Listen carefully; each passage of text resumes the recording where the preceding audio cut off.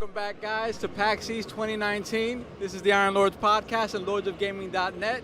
I'm Lord Sovereign, and I'm here with Jeff from the brand new game, Anew, The Distant Light. So, Jeff, thank you for joining us. Tell us a little bit about yourself, what you do on the game, and what the game is about. Sure, yeah, thanks a lot for having me on your show.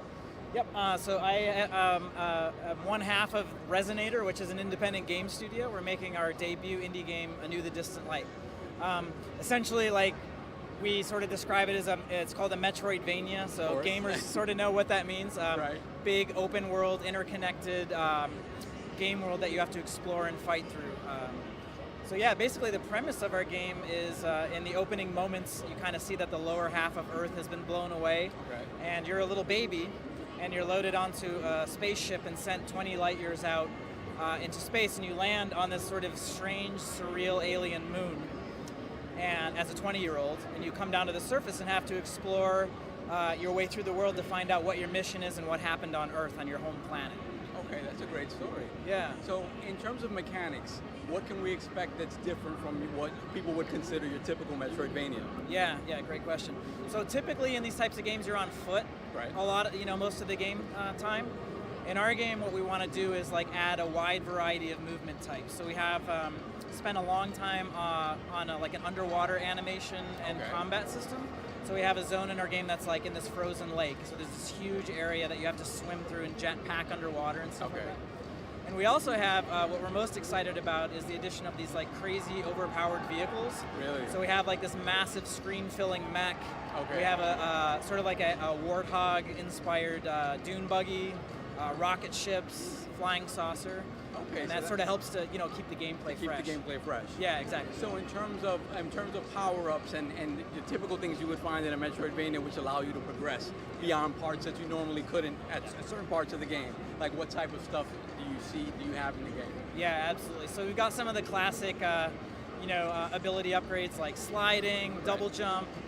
We have like a really cool jetpack that works above and below water. What else? Faster movement types, sprinting, skating on ice.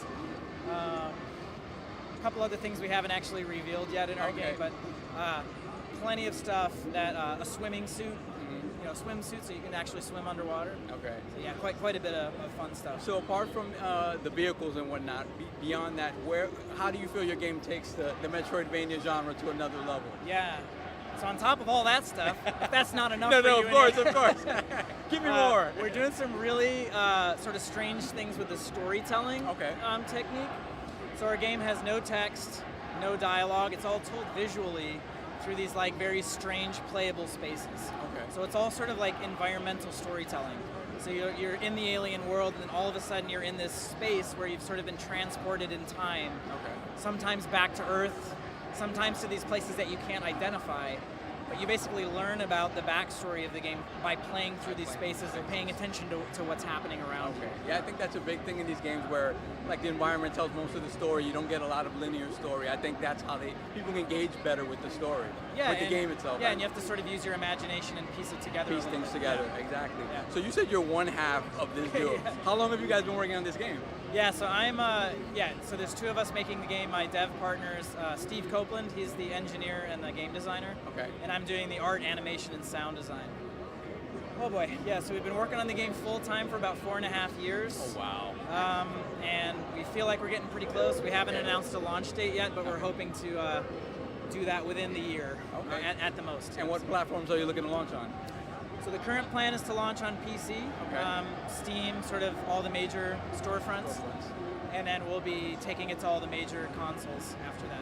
Okay, wonderful. Yeah. Thank you so much, Jeff, for your You're welcome. time. Really appreciate it. The game looks great. Thank you so much. All right. You're welcome. This is the Iron Lords podcast signing out from PAX East 2019. Check out Anew.